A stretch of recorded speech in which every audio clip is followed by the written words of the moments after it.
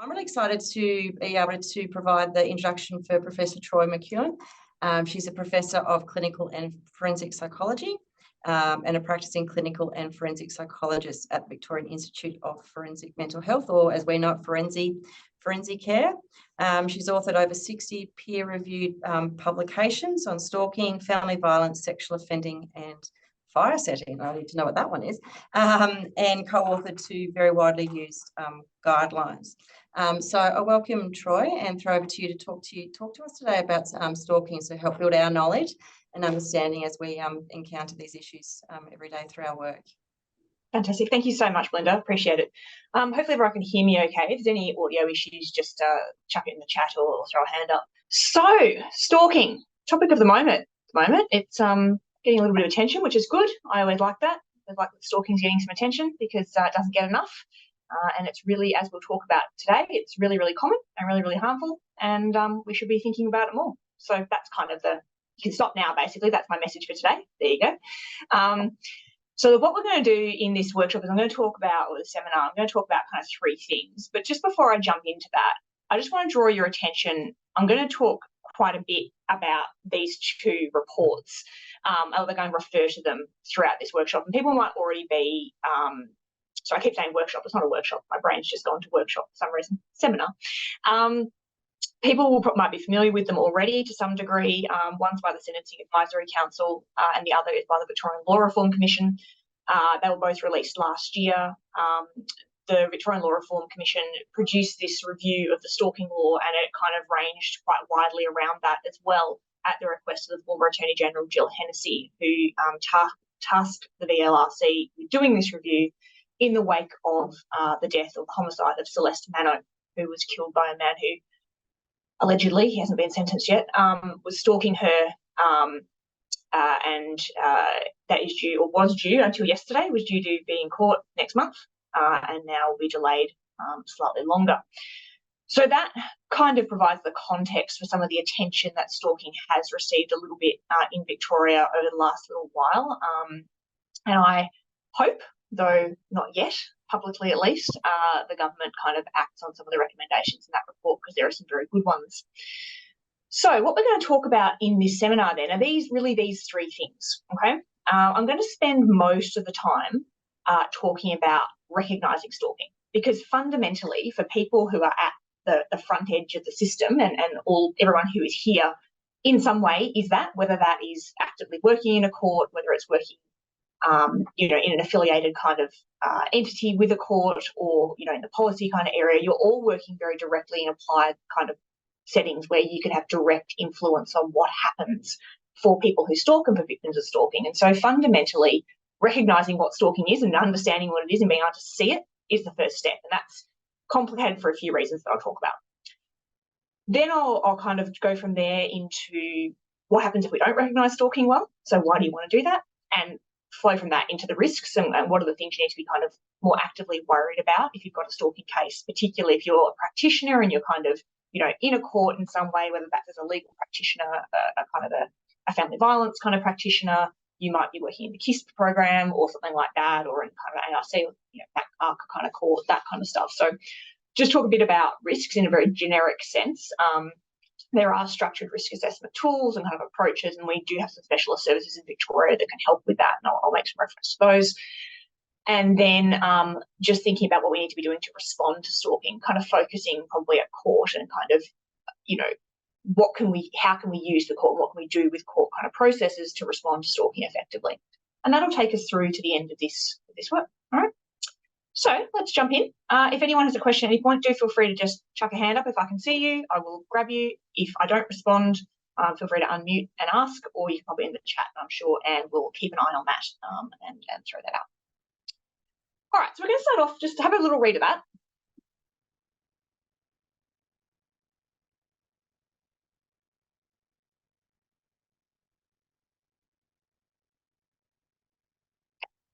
Stalking or not?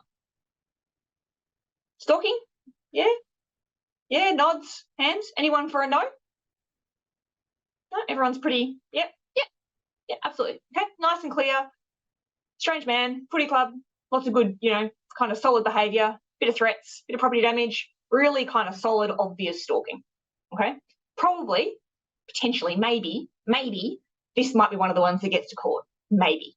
All right, I'll talk about what happens with that at some point, and what the attrition is as we go through the criminal justice system. But this is kind of a good classic example of a stalking case. Right? Next one.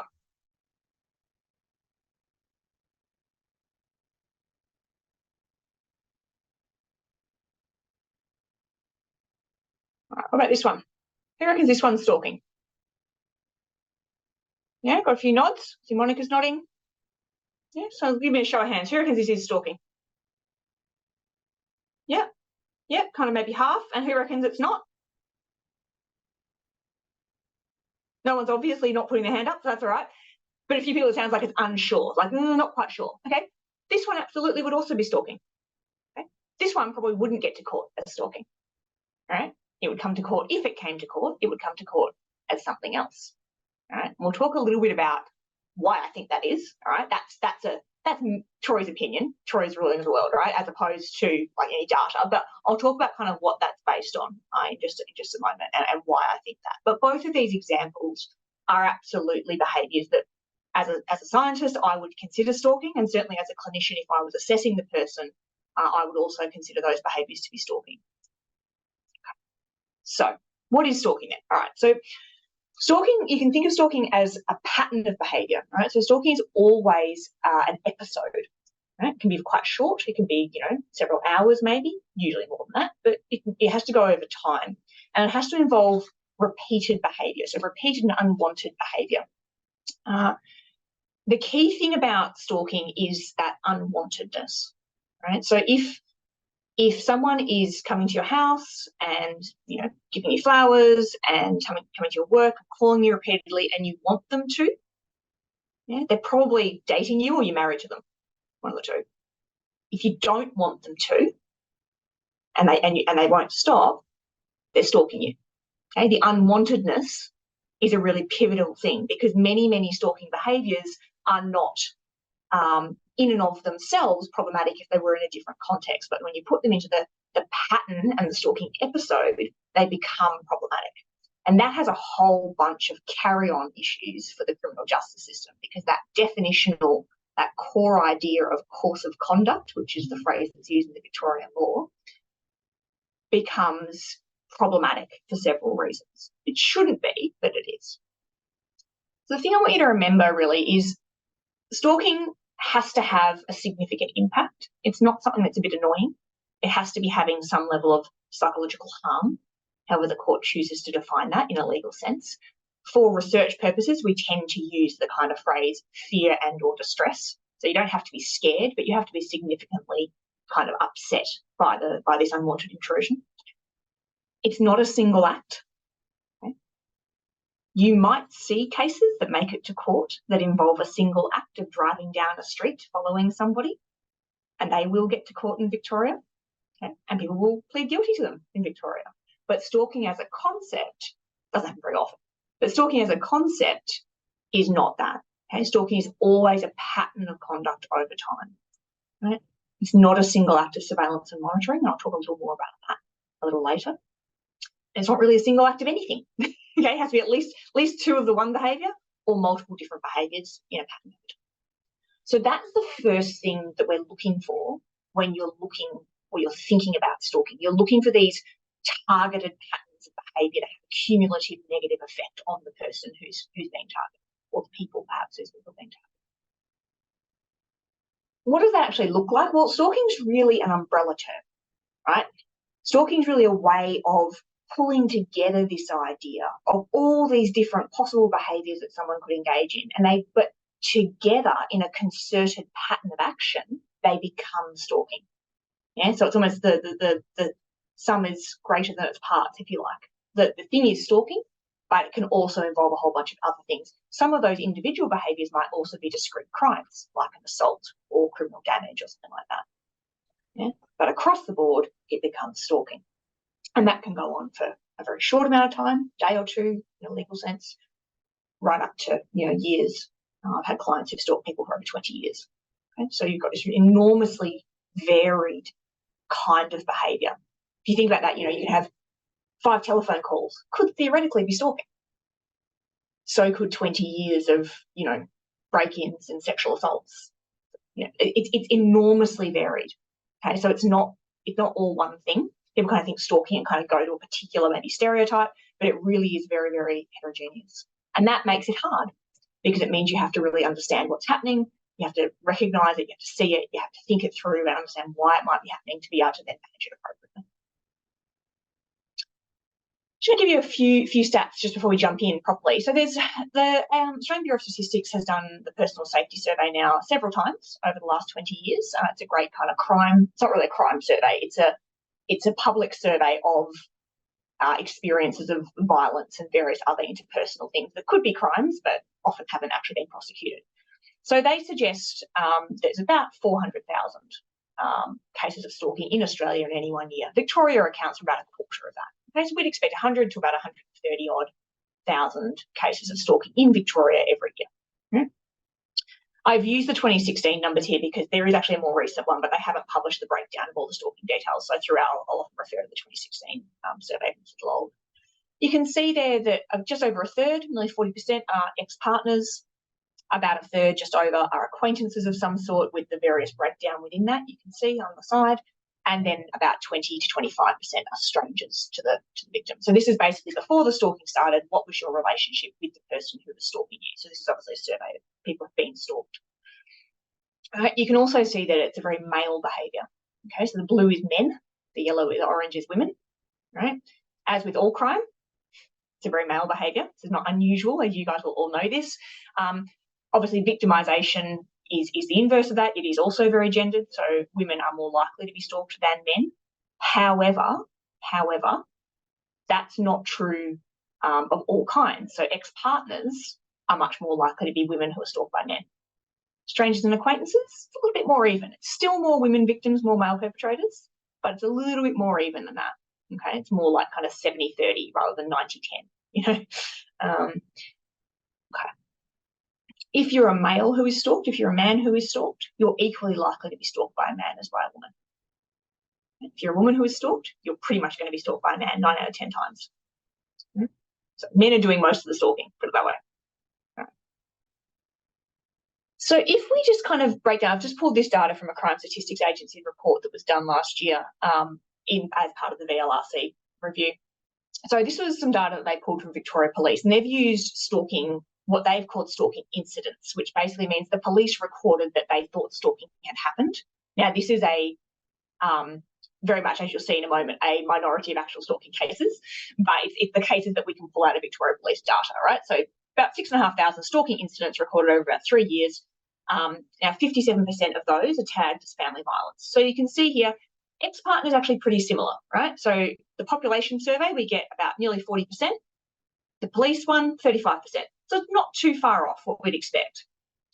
Strangers and acquaintances, however, are quite different. So Victoria Police data underrepresents stranger and acquaintance stalking. So here, only 10% are strangers. In the population data, it's nearly a quarter. Okay. Acquaintances, 20%. In the population data, it's more like 35%. Now, that could be because of these unknowns, all right? So it might be that the police don't actually know who the person is. Maybe that's falling mostly in the stranger and acquaintances. Now, I'll just note, so 57% are tagged with family violence reports when L17 is attached to the stalking incident. When it gets to magistrates at the Court of Victoria, 70%.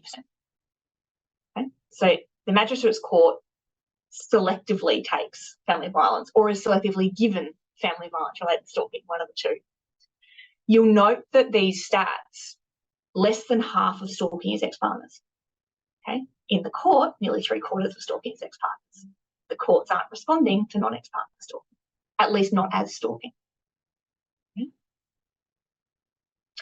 I will say that there is in this sample about 10% are current partners, so current partners being charged with stalking. Okay? Similarly, in the population study, it's about 6% of the population are people who report they're being stalked by a current partner. Now, there's a reason I haven't included those on these figures, and I'll talk about that in just a moment. Okay. But it is very much a minority. Okay, I just want to emphasise that even if you do choose to include current partners, if they make up a very small number of stalking cases. So Stalking intimate partner abuse, when it is associated with an intimate partner, which it's not in most cases, but when it is, they definitely relate to each other. Okay, so they're definitely related. If we looked at all the intimate partner abuse, like we could do this, all the intimate partner violence, pull up all these cases, a big representative sample, which we've done in a few studies. They're not representative, but we've tried this in a few studies. You can see that about a third of cases where there is intimate partner abuse during the relationship go on to have stalking after the end of the relationship. Okay? But at least half, and maybe more, of cases where there is stalking after the relationship, you can see intimate partner abuse during the relationship. Okay?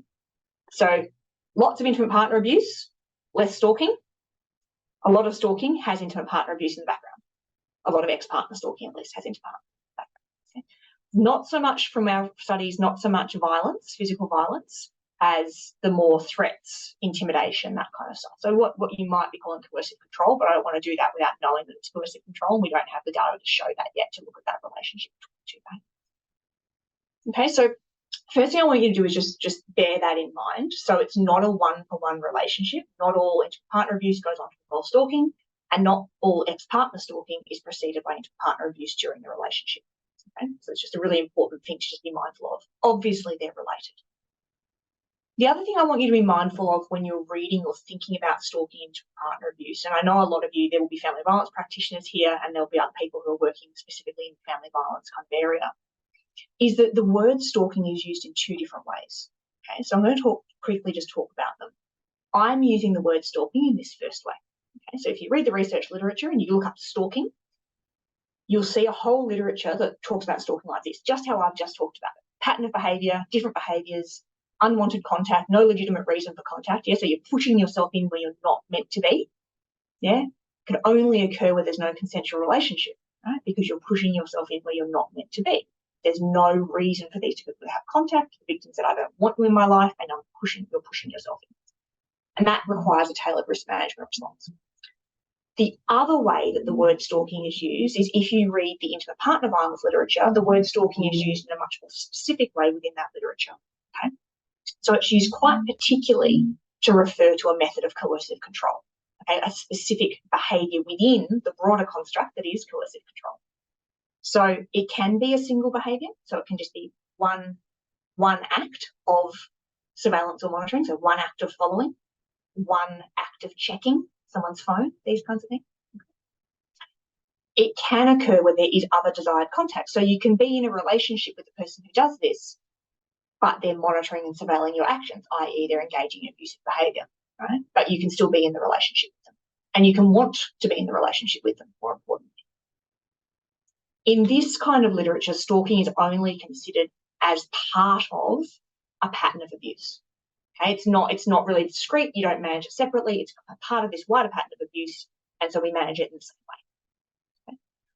The reason I'm spending a little bit of time highlighting this is because it's really, really important. If you read anything that uses the word stalking, is to understand what they mean. Okay, because they'll be meaning one or the other. And if you're reading it in a article that's about intimate partner abuse, it probably is using it in that latter sense. And it's a much more restrictive concept. It's a much smaller, narrower concept. Okay, and you can't necessarily generalize research from one of those things into the other thing because they're not the same. Okay, so it's an unfortunate thing that has happened in the last 15 years when Evan Stark chose to call monitoring and surveillance stalking. But that's the way that life is, and that's what we have to deal with. So there are two different literatures. So, for example, if you're reading anything by Hayley Boxall's group out of the ANRO's work, they use stalking quite specifically as stalking as a method of coercive control. And I'm saying that because I know some people in the room are going to be reading that stuff and thinking about it when they're doing policy work. So just be really clear about that. All right, I'm not going to kind of keep going with that. I just wanted to take the opportunity to make that clear. So let's go back to the idea of what stalking is and kind of coming back to that first way I started talking about stalking, the first kind of definition. Right, so if we think about stalking in Victoria, and I've got these stats from a couple of places, so it's kind of an estimate and average across 2020 to 2022, right? So as I said before, personal safety survey suggests roughly 120,000 cases of stalking in Victoria per year, right?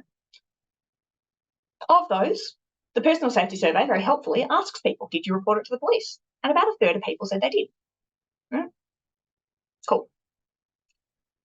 Of those, the person doing the survey said in 6,000 cases, the police charged them with something.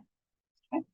So we've got this massive kind of, reduction, from all the stalking out there to the stalking that is known to the criminal justice system to the stalking that actually results in a charge. Okay, so we're already at 6% or less, 5% of cases. Okay, right. So let's change data sets. So this is a big public survey asking victims. Let's change data sets and go to court and police data. Right. The Sentencing Advisory Council suggests that over these years, about 2,500 cases a year resulted in a charge of stalking. Okay, so from 6,000 down to 2,500. We have 2,500 stalking charges by VicPol. There were about 600 Magistrates Court of Victoria stalking outcomes, okay, across those years, each year. All right. So when you think about what stalking is and what you guys as court staff and all the affiliated people that work in courts, you're dealing with an oomph of the stalking that is out there. And moreover, the stalking you see is not representative of the stalking out there. Remember, 70% family violence versus less than half in general. Okay? So the thing that really interests me in this is what's happening. Well, what's happening here, like from, I reported to the police charged them with something. Now, not everyone wants the person to be charged. So this isn't necessarily all completely problematic, but there's going to be some problematic stuff in there with the police not acting on it. I know that happens. And then we've got, this drop from the police actually do charge something down to how many the actual police are charging with stalking, and then how many are walking away with an outcome, a stalking-related outcome in court. So what's going on? Well, if you work in this field, and you guys, if you've spent your time thinking about stalking in this field, you'll know that people who stalk are not charged with stalking. So in the criminal justice system, if you work with people who stalk, what you'll see is combinations of these offences, okay, involving the same victim. That's what stalking looks like at court. Right? I work in a clinic for forensic care where we explicitly see people who stalk. Something like 30% of our clients are charged with stalking. Okay? And we see people because they've come through the criminal justice system and their behaviour is stalking. Right? Just worth noting that the IVO charges, you can have both contravene IVO charges and stalking charges in the same case, because one is an offence against the order and one is an offence against the person, so that's fine. You can be charged with both for the same behaviour. Then you'll have kind of combinations of multiple assaults, multiple threats, these kinds of things. Telecommunications and carriage service to harass are really common in stalking cases because they're much easier to prove because there's no course of conduct. That's the common feature of all these charges. You don't have to prove a course of conduct. You don't have to prove that things happen on multiple occasions over time, and you don't have to prove that there was a negative psychological harm on the victim. Right? They're the two barriers that, from speaking to police, from speaking to magistrates about this, from doing research in this area over many years, they're the things that are hard. They're not just hard in Victoria, they're hard everywhere that has stalking laws. No one does this very well. That attrition map that I showed you, that's not going to be massively different anywhere in the world that does this. Okay? It's pretty much the same. There's attrition at every step of the criminal justice system, some of it because of lack of knowledge, some of it because of lack of caring, and some of it because it's too hard or it's considered too hard. Okay? Notably, the Crime Statistics Agency, they looked at attrition in these cases last year, and they suggested that about half of stalking charges that make it to court are not proven, but 9 out of 10 of those not proven cases have another charge that's proven, right? Which is why stalking looks like this, because that's what happened. The police will bring a stalking charge to court, and then at court it gets pleaded, and the VLRC report, I sat in focus groups where we talked about this, and you absolutely had defence solicitors perfectly legitimately saying, absolutely, I'll get rid of the stalking charge every time. That's a maximum 10 years in prison charge. I'm going to get rid of that for each FBIO every single time. Yeah? And that's in the VLRC report. They kind of talk through that process and how that works. Okay? So the thing I want you to take away from this bit of the presentation is you need to be alert when you see the combinations of these charges involving the same victim. Probably what you're actually seeing is a stalking case. Not always, but very likely, particularly if it's an ex-partner, yeah, or a stranger or an acquaintance. Probably what you're seeing is a stalking case. And that has real implications. And I did a court report for Magistrates Court earlier this year, late last year, can't remember. And it was a chap who had been contravening family violence intervention orders for 3.5 years, and the magistrate was clearly, kind of, I wouldn't say annoyed, because magistrates don't get annoyed, but the magistrate was unhappy and unclear about why this kept happening, and that's why they asked the court report. They just said, what's going on? Why does this man keep breaching these orders, and why does he keep doing what he's doing? Does he have an acquired brain injury or something? Like, what's going on? Why isn't he responding to the court being very clear and saying he can't do this? He didn't have an acquired brain injury. But one, I think, most helpful thing I did, and I don't know, I haven't spoken to the magistrate, but I think probably the most helpful thing I did was say, these bits of what he's doing are actually stalking. Think about this as stalking. Understand this as a persistent pattern of behaviour. Don't think about this as lots of discrete events, because that's not what's happening. What's happening is a pattern of behaviour that's being maintained and sustained by various different triggers and cues over time. And the court is part of that. Okay? And that, I think, was fairly useful. I got some feedback suggesting that it was. Okay. All right. So, why is that important? Why am I banging on about this? Why am I saying, why can't we just go, oh, well, stalking doesn't come to court, we don't need to worry about stalking? The problem is that if we don't recognise this as stalking, it has a whole bunch of flow-on effects in the system. So I'm going to talk about each of these things in turn, all right? So first off, if we don't see that it's stalking and respond to it accordingly with preventative action, not just punishment kind of action, victims will continue to be harmed. Right? So if we think about the duration of stalking episodes, right, this comes back to that personal safety survey data. So about a quarter of stalking cases go from 1 to 6 months. But, 2/3 are heading out beyond 6 months, right? This is a persistent behaviour. It really continues. And the longer it continues, potentially the greater the psychological harm. Not always, but in many cases, right? So if we don't recognise it as stalking at the earliest possible opportunity, potential that it just keeps going and causing that harm, that cumulative effect over time, is significant. So we have to get to it as soon as we can, because in a certain proportion of cases, it just doesn't stop, okay? Unless we do something about it. It doesn't just peter out on its own. What we know, and some people might be familiar with Michelle Pathé, Paul and Rosie Purcell, they did some really good research in this area. It's older research now, but it's still really, really relevant. So they did a big survey. They did a kind of before the personal safety survey, they went out and did a big epidemiological survey in Victoria of stalking victimisation. And there was in a subsample of those people, they asked more specifically people who had been stalked in the last year. They asked them to answer some questions. And so 43% of those people met what GHQ-28 criteria means. It means they met some criteria for a mental disorder. Okay? If you think about your standard prevalence being about 1 in 5, okay, it's twice as much. Okay? 12% reported thinking about suicide in the context of the stalking. A third are reporting symptoms consistent with post-traumatic distress disorder, even if they hadn't been exposed to a life-threatening incident. The stalking itself, regardless of whether it involves physical violence, and a lot of these cases didn't, I'll talk about how many did in a second, most of them didn't, it's harmful in itself. And that's the thing we can help prevent if we recognise it early. So in the wider sample, so not people who've just been stalked in the last 12 months, but the wider sample of stalking victims, right? 30% roughly being threatened, 18% physically assaulted, 7% moving house to avoid the stalker. Right? This is massive upheaval. There's other stats from this study about people missing work and drug and alcohol use going up in victims and all sorts of health implications, right? Note that bottom yellow. Once it went for 2 weeks, the median, so 50% were longer than this and 50% were shorter, the median duration was 6 months. Okay? It doesn't just stop. Yeah. Okay. Unsurprisingly, in that context, if we don't do something about it early, it's going to come back to court. All right. So if we look at how many people come back to court, right? So this is from the Sentencing Advisory Council's work last year. You can see here, this is the Magistrates Court group. So just over 1,000 offenders had gone through the Magistrates Court for a stalking charge in 2015 or 16. 56% had another offence within 4 years. That's high. Like, you guys would probably know this better than me, but that's high. You'd expect, 40%, 30%. 56% is a high number.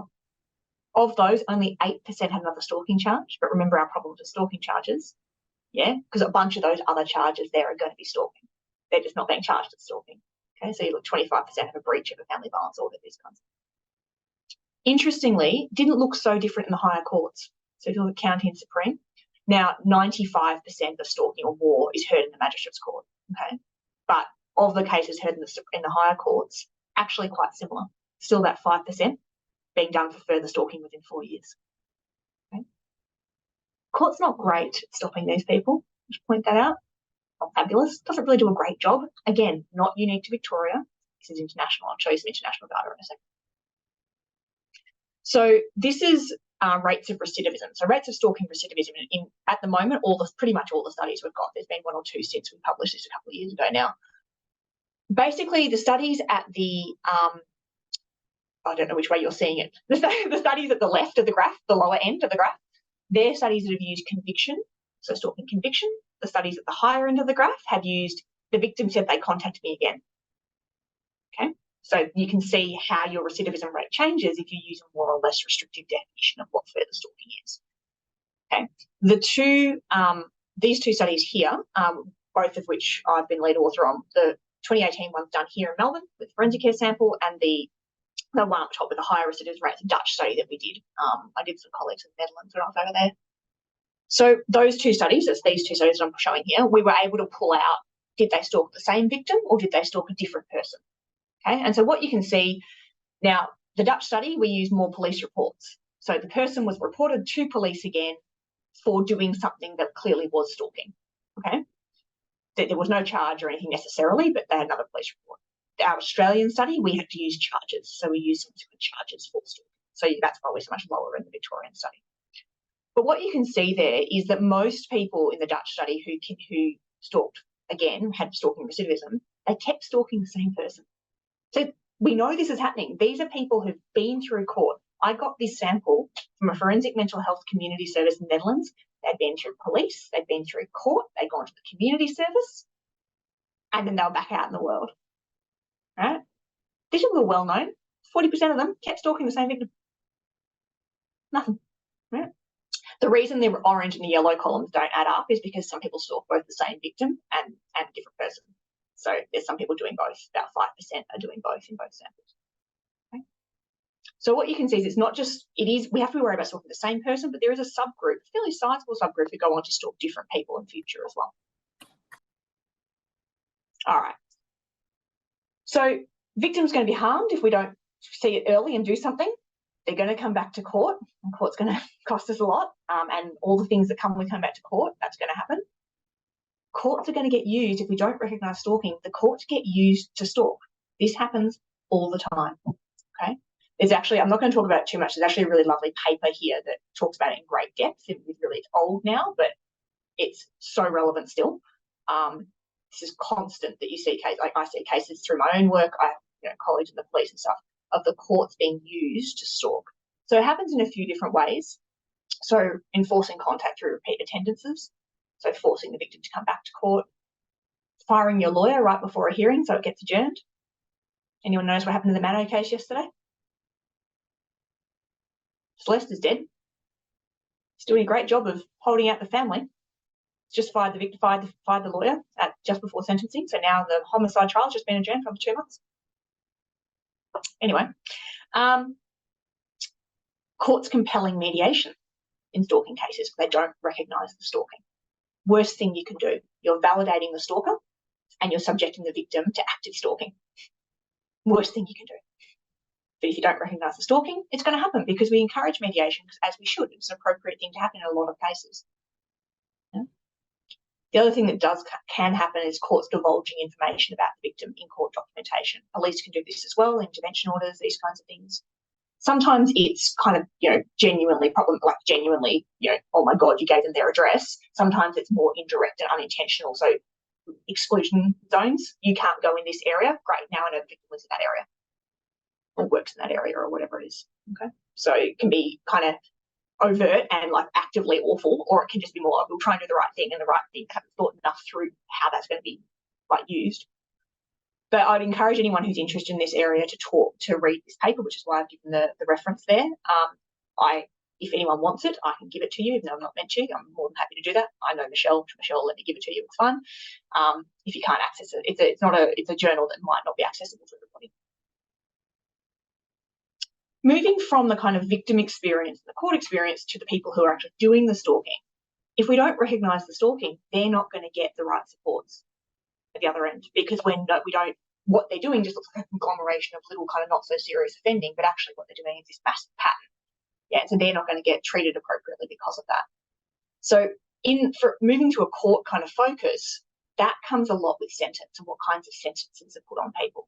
And there's various challenges in sentencing that come from not understanding and not recognising stalking. And a student of mine at Monash Uni did a thesis kind of on this, but only looking at higher courts. And there is some suggestion that courts, really, as police do, we see this in research, when the stalking has violence and threats, it's serious and it gets a serious response. When it doesn't, it doesn't. Even if it's been going on for a very long time, there's kind of not thought to duration and cumulative impact. It has to be kind of overtly bad, overtly threatening. If you're just making 5 phone calls every day for 10 years, that's not as bad. I mean, that's facetious, but like the duration, the cumulative impact is kind of not taken into account, even though we've got research showing that it's that cumulativeness of the stalking, regardless of overt threat, that actually causes a lot of psychological harm. There's also a real lack of attention to the very likely role that major mental illness plays in a significant proportion of stalking cases.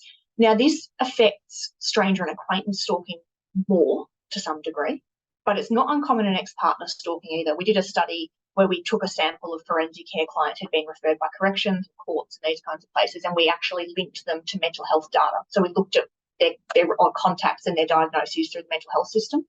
So I want to draw your attention to a couple of things. First, the yellow columns are stranger and acquaintance stalkers, and the orange columns are ex-partner stalkers. Okay? Right in the middle of the page, a third of stranger or acquaintance stalkers have a psychotic disorder. Okay? They're presented to a mental health service. They're very likely to have schizophrenia or a delusional disorder. Right? Pretty much every stranger or acquaintance stalking case that comes before a court should be getting at least MHARS assessment, because 1 in 3 have a psychotic disorder. The prevalence of psychotic disorder in the community is 1%. Okay, it's extraordinary numbers. All right, this is like mental health in this group is a real issue, and that's just the psychotic disorder. That's not everything else. Yeah, 1 in 4 has a personality disorder. Yeah, so like this is a quite disordered population.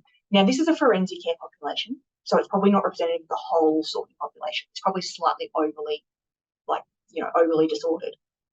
But even if it's only a little, even if it's quite a lot of disorder, there's still quite a lot of mental disorder going on in the stalking population. And other samples from other places have shown similar kinds of things. Noting the autism spectrum down here as well, 15%. Yeah. So basically, over 80% of stranger and acquaintance stalkers have a diagnosis of some sort, whereas only about 45%, 55% of ex-partners do. Right?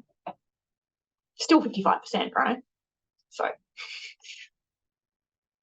the fourth kind of thing is around the time that's given to sentencing, to not allowing time for assessment intervention. I'm doing a whiz through this because it's all in the other data, but I just want to kind of highlight a couple of things. So about 30 to 40% of people who've come before the court on stalking charges get time served, so there's no intervention. Right? There's an increasing tendency towards imprisonment.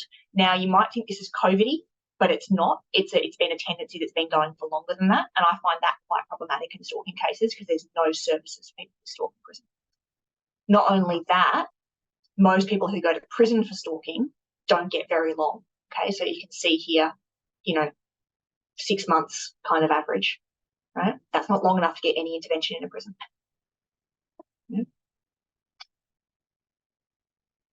People who are imprisoned are more likely to be family violence offenders, more likely to be male, not shocking to anybody, I'm sure, and more likely to have other charges associated with stalking. So they've got violent offences as well. Okay. These people are not getting any intervention in prison.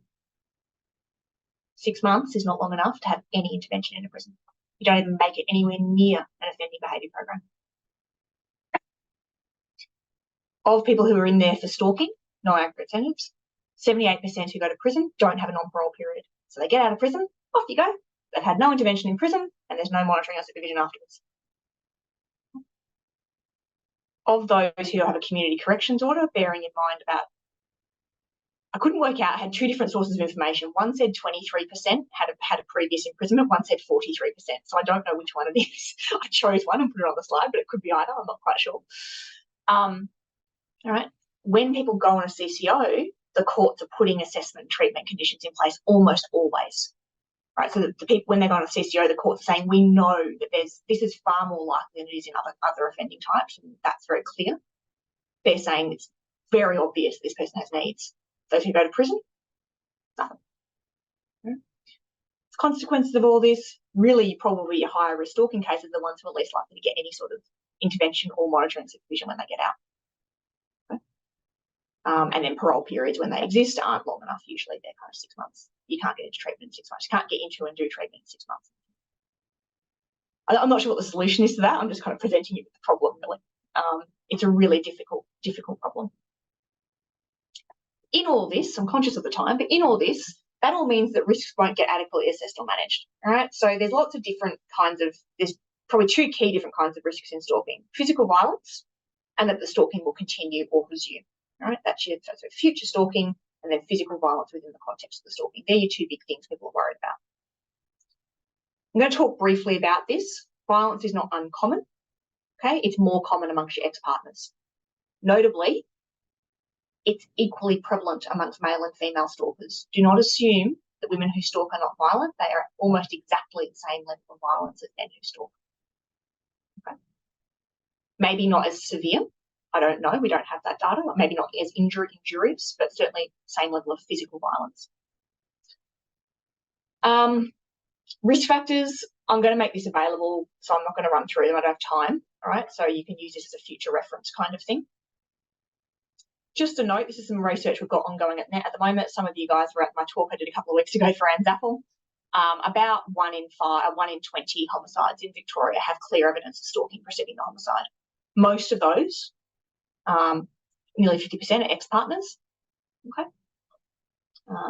Stalking is not a risk factor for homicide, and I can give you a whole different talk on why that is, but stalking can end in very severe homicide. Oh, very severe. Homicide, of course, it's severe. Very severe violence. Yeah.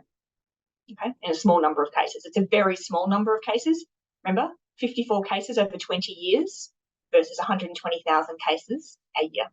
Hardly anyone who stalks kills somebody. Okay? It's not a risk factor, but it can happen. All right. There's some specific risk factors for severe violence that the literature kind of talks about. Again, for future reference, I'll give this to Anne, she can hand it out. There's a few things there that if you're seeing these in clients or in people, you need to be quite concerned and really doing active things to manage that client and to prevent their access to the victim. Risk of future stalking, So basically, again, for future reference, but there's a whole bunch of things that are associated with being more likely to keep stalking. And if these things are present, stuff needs to be done to stop the stalking. It's not just going to peter out by itself. Yeah? There's some slightly different risk factors for people who stalk ex-partners versus people who stalk strangers and acquaintances, reflecting higher rates of mental illness in this group. So you can see there's more mental health kind of risk factors in this group, whereas this one, it's more kind of antisociality, generally being more criminogenic, engaging more other offending. Yeah, so this is not going to probably be a shock, particularly this former partner group. This is who you think of probably as people who are likely to reoffend. That's that group. It's the stranger acquaintance group that looks different. They look unusual. Okay, so they're the ones you've got to kind of not just use your normal heuristic on because they look different. There's a few options there for things you can do. I will just highlight that you can, in Victoria, the courts can request pre-sentence assessments, special assessments from forensic care. So you can get a specialist stalking assessment before the sentence happens that can help to determine stuff. So if anyone works in a space where they're working with magistrates, thinking about these things, even things like, I know we don't probably have judicial officers here, but things like combining incarceration and CCOs rather than pure incarceration sentences. If it's going to be an incarceration of less than 6 months, give them a longer community order instead. It's actually going to have more chance for effect. What can we actually do? Well, something I think is quite interesting is there's probably some things we could try. I'm quite keen to kind of see if there's interest in the courts in using more innovative electronic monitoring. So not monitoring the perpetrator. They're doing a trial in the Netherlands at the moment where they've actually got the victim wearing a thing. And it means the victim can control. So if the stalker comes within a kilometre of them, they get an alert. And so they have the control to manage the risk, to move if they want or not move if they want. So it restores the control back to them rather than being at the beck and call of the person stalking. I think that's a really interesting. So it's not a punitive electronic monitoring. Obviously, the person has to wear an anklet, but they don't get an alert if they come near the victim. It's all actually about giving the victim information to manage their own safety. I think that's a really interesting kind of way of approaching it that we're not, as far as I'm aware, doing. Certainly not in stranger and acquaintance. We might do it a little bit, I think, in family violence, but not stranger and acquaintance. There's also obviously all these treatment conditions, mental health assessment conditions that can go on orders. That's obviously. Look, I'll just very briefly say there's no evidence for men's behaviour change programs. Okay, they're great for some people. They're not great for really complex people because they can't get into them and they can't sit in them. And that's what the evidence base there is says. Okay, so probably really ex-partner stalkers who are more low risk and where there's evidence of intimate partner abuse. That's where you probably want to send your stalkers to an men's behaviour change program. If they're more complex, got complex personality, mental health, probably forensic care is the right place for them. Sometimes private clinicians are really appropriate, sometimes through the courts. That can work in corrections. And really, Corrections Victoria doesn't have a huge amount of stuff for people who stalk unless they're also engaging in very serious offending. So they're engaging in serious violent or sexual offending, then they'll access those programs.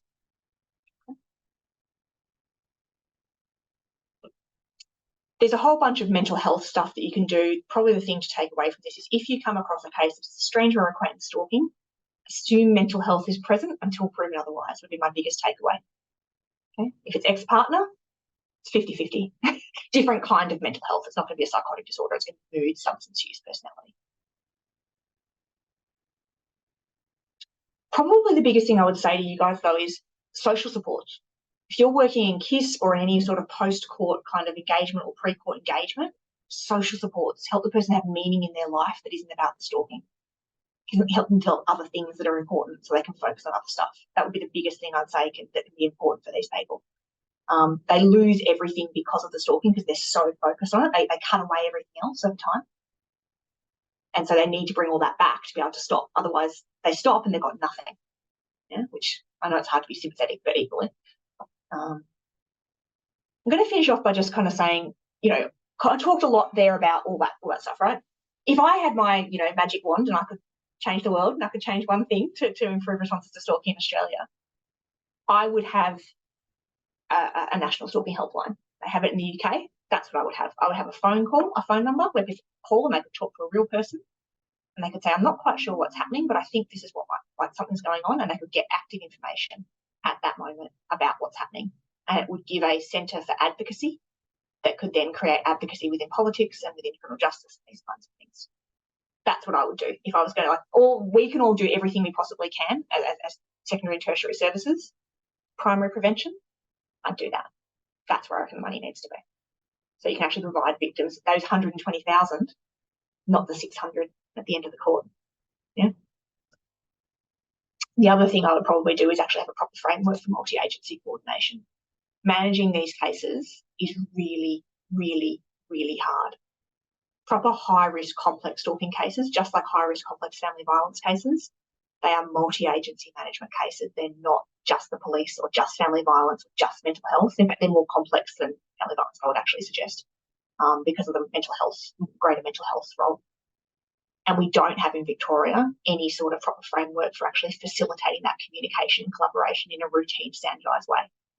Do that and have it not just tied to corrections, actually have it functioning external to corrections as well. So before people even get to court, that would be a massive win in these cases. All right. So, summary. Biggest thing I want you to walk away with, recognise these cases if you possibly can. Because if we can recognise them, we can do something about them. Until we're recognising them, we're not going to be doing anything. It's the most important step. They're not going to suddenly all walk in with stalking charges. It's not going to happen. So we have to be active and recognise them without that and see them and be thinking about it. The risk side of things, that's one part of it, but there's a whole bunch of other parts of it that if we don't recognise, we won't do well. But I don't want to kind of leave this on a negative note. I'm someone, I've worked with these people for a very long time. fundamentally hopeful about working with people. Like fundamentally, we can actually manage this and you can actually produce a really, really positive change. But you can't do any of it unless people see it and understand it and kind of step in. You just see it as 1,500 phone calls. You only respond to the next phone call. You see it as a stalking episode. You just take it seriously and you respond to it seriously. And that's the thing I probably want you to walk away with as court practitioners and court staff. That takes us to the end. Almost bang on time. It's 2 minutes later than I wanted to be. There you go. I'll just pull that down so you don't. My email's down there. Do feel free to, if you have a specific question, shoot me an email. But we do have a little bit of time for questions. Got you. Okay, so we've got two. All right, so I've got Anna's hand as well. So I've got, let's come back to Anna. Specific substances associated with behaviour? No, just pretty much across the board. It's just going to reflect your substance use in the community. So lots of ice, lots of alcohol, a little bit of cannabis, but most people go to sleep when they have cannabis, so that's okay. It's the more kind of activating ones. Yeah, so just your normal ones. Yeah. Anna Pascoe's comment, ARC is a pre-sentence program, sits outside corrections. I've been told we can't refer to forensic care treatment programs.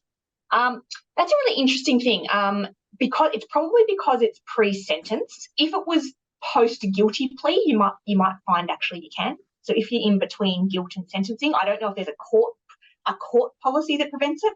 From a forensic care perspective, I'm not speaking on behalf of forensic care because I know how it works. From a forensic care perspective, if the person had a guilty plea or finding, I don't think there'd be anything preventing them from coming to forensic care, but there may be a court thing that says they can't, so I can't obviously speak to that. I will, yes, I can, what I'll do, and I'll send the Stalking by Law article to you and you can just send it around with the handouts, okay, so that would be if you want that's there. Best to refer our, other than social supports, where's best to refer our clients for stalking treatment?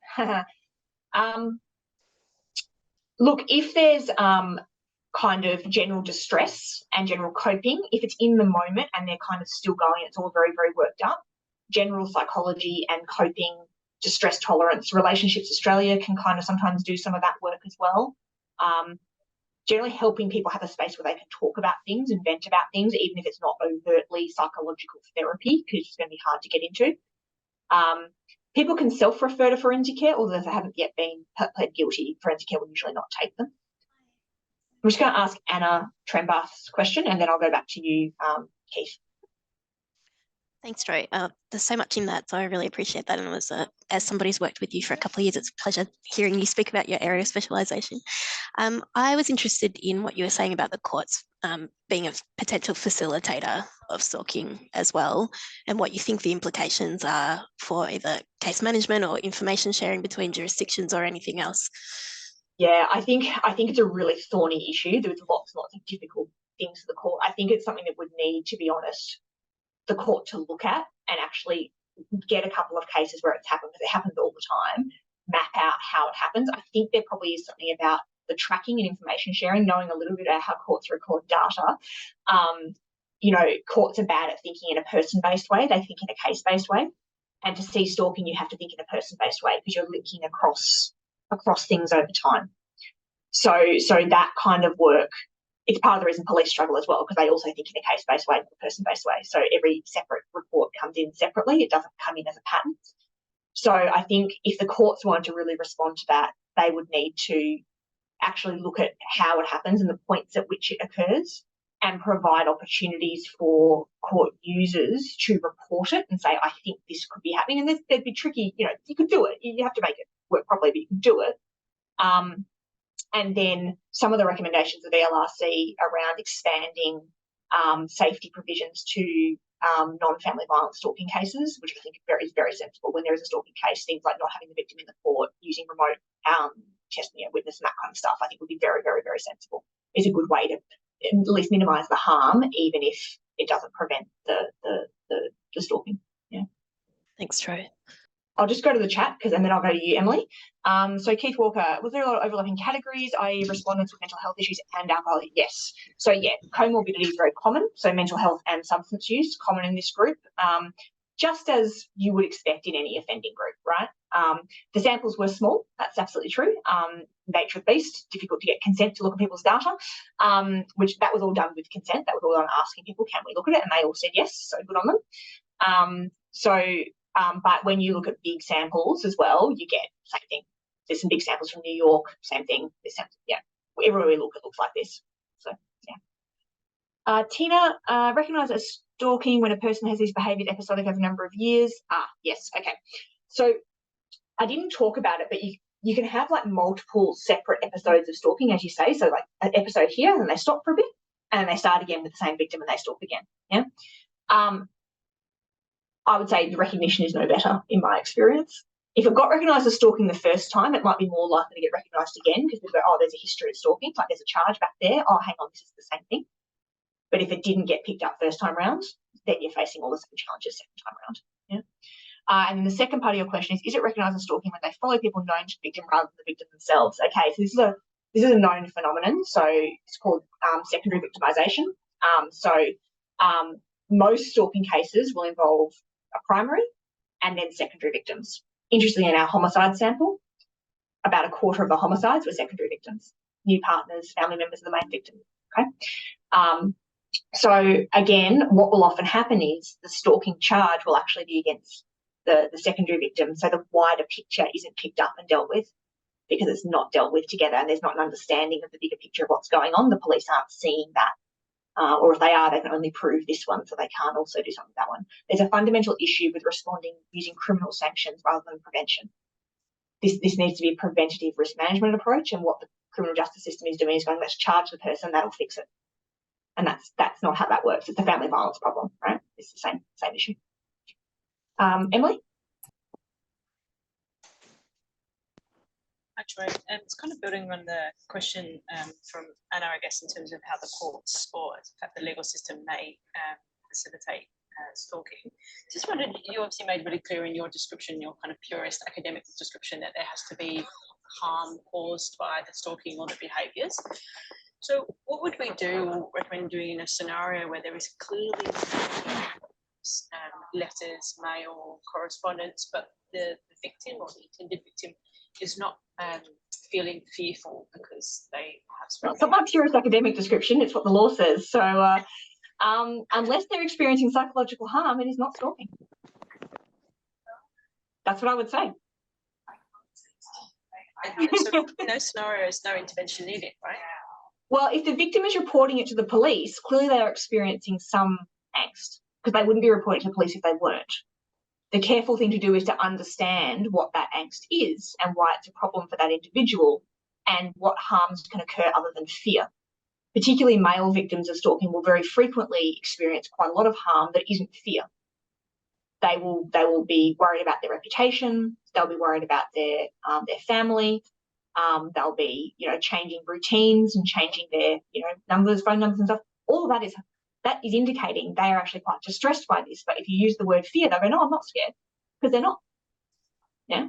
So it's about thinking, I would say don't use fear would be my first thing. Don't assume people are scared because they're not, but don't assume because they're not scared, they're not harmed.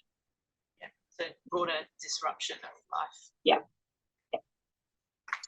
All right. Is there any research to indicate whether the perpetrator of incidents such as MBCPs have a positive result in reducing stalking of ex-victim partners? There is not. What I will say is I'll generalise from the broader meta-analyses of MBCPs generally with intimate partner violence, and what those meta-analyses have shown over about 20 years of pretty thorough research is that they have no effect on subsequent intimate partner violence. So I would expect that they wouldn't have a lot of effect on stalking either. There might be subgroups within whom they do have an effect, and that's the research in this area isn't usually specific enough because MBCPs don't use risk to allocate people to MBCPs, so you can't say would it work for the low risk, because I'm guessing that's who MBCPs do work for, is the low and moderate risk. But the upper end of that is where they probably don't work. And then when you combine them all into one sample and analyse it, it just all evens out, so you get no effect. That's my guess. That's what's happening. But all the data that's been published to date in very large, many, many thousands of cases of outcomes of MBCPs is that they don't have any effect on subsequent partner violence. Now, I'm super conscious of time. Yes, I know. And Troy's been very generous with both her time and her presentation. So I will call it to a close, and I'm sure if anyone's got any other questions that they'd be interested to ask Troy, I think there was an invitation there. Yeah, do feel free to shoot me an email. It's fine. It might take you a couple of days to respond, but feel free to flick it through. That's fine. Yeah, that's very kind, Troy. So thank you for that. So thank you very much. That was super informative in terms of particularly how the behaviours, attributes of stalking interface with the justice system and how that's understood, translated, and in fact how that impacts that behaviour going forward. So thank you so much. It's given us a lot of food for thought. We look forward to seeing you again sometime.